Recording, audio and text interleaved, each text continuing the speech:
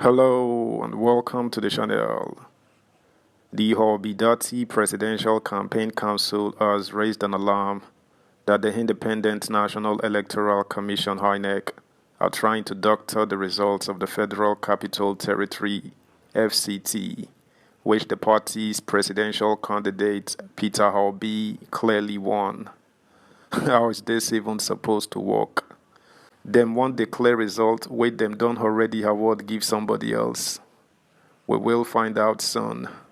Subscribe, like, share, and comment. Thank you. Orbidati campaign alleges attempt to doctor FCT results. The Orbidati presidential campaign in the February 25, 2023 election has raised an alarm over alleged attempts to alter the original results of the Federal Capital Territory (FCT) to satisfy sinister motives. Manager of the Labour Party presidential campaign, Mr. Oseloka H. Obazi, subsequently won the Independent National Electoral Commission (INEC) against tampering with IREV as it concerns the Federal Capital Territory (FCT). He said this in a tweet on Saturday. Obazi said the intelligence reaching the campaign office shows that INEC is trying to yield to pressure to tinker with the results of some states, including the FCT, to enable the ruling All Progressives Congress (APC) to be in good standing. A statement from the Horbidati media office, signed by its head, Diran Onifade, quoted Obazi as saying, "According to our source, INEC is tampering with the machines used in the election to adjust FCT results to give the APC candidate the much needed 25%, which he did not get as per the initial INEC declaration, and for which he has been challenged at the Presidential Election Tribunal. It is not clear how the Electoral Commission can brazenly carry out such bizarre action, but given the abracadabra they did to announce the APC candidate's winner by 4 a.m., there is nothing to be taken for granted." Mr. Obazi warns that INEC and the ruling APC may be taking the adherence to the rule of law and due process disposition of Nigerians in general, and the obedient movement in particular, for granted, but it will be courting catastrophe for them to want to pour salt into an open wound inflicted on Nigeria's electorate. Obazi, a retired United Nations diplomat, reminded INEC that what they are trying to do is tantamount to raising a dead horse, and that whether reports were fake or real, the Commission should know the level of public confidence in them has long been eroded. Meanwhile, presidential candidate in the 2023 general elections, Peter Obi, has mourned the death of members of the Salvation Army who died along the Benin-Lagos Expressway on Thursday, 29 June 2023. 11 persons died while 8 others sustained injuries in a ghastly accident. The victims, who were members of the Salvation Army, were returning from a church program in Lagos when the 18-seater Toyota Hiace bus they were traveling in had a head-on collision with a Dangote cement truck at the Ovia River. Reacting to the news of their deaths, the former Anambra State Governor via his Twitter handle on Saturday commiserated with the ministry following the tragic incident. He also prayed for the quick recovery of the injured.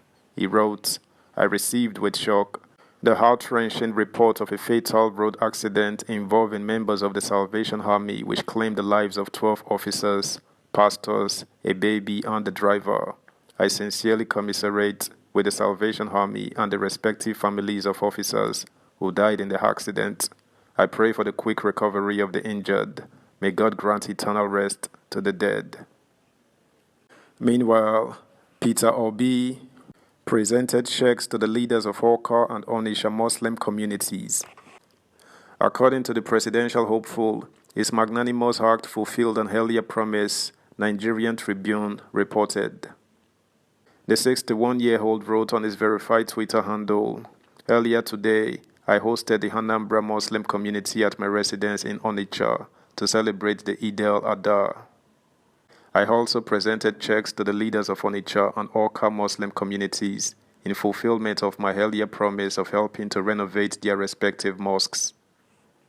Following the gesture, Supporters and oppositions alike took to the comment section to laud the former Anambra State Governor. A former presidential aide and member of the ruling All Progressives Congress APC, Bashir Ahmad wrote, "Thank you." The B Perfumery wrote, "What you did was commendable. Continue with your good works. Uniting the country is the way forward." Oyofo P.O. said, "Peter Obi is a promise keeper." A. Ezedimora commented, "Thank you for always doing this. It is a pity that no matter how you accommodate others from other faiths and regions, their hatred for the Igbo man is still massive. I don't know the mind of God, though, but I pray this nation we find ourselves in become progressive and peaceful." Adewale wrote, "Nice pictures and thanks for the renovation of the masjids. May the Almighty grant you abundance of rewards." Meanwhile, a chieftain of the Labour Party LP in Plateau State, Johanna Magif, has urged Peter Obi and Atiku Abubakar to withdraw their petitions challenging the victory of President Bola Ahmed Tinubu in the February 25th presidential elections. Magif said Obi and Atiku should withdraw their petitions to enable President Tinubu to sail Nigeria to the promised land. He added that the two presidential candidates should withdraw their petition for the sake of national unity and integration.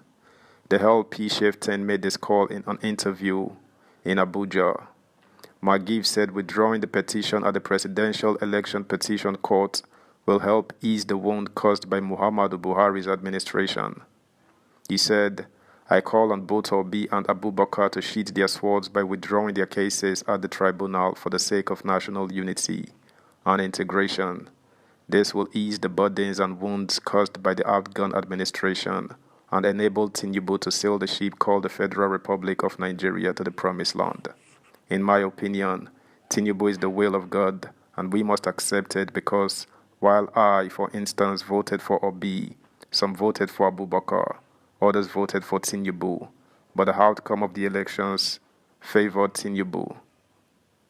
Meanwhile, presidential candidate of the Labour Party LP Peter Obi has urged Muslims to continue to serve God and the country selflessly for the desired national development. In a statement published on his verified Twitter handle, @PeterObi, he asked the Muslim faithful to present Nigeria's discomforting situation to Allah for his prompt intervention. That's the news, guys. Thanks for listening. Until next time, bye.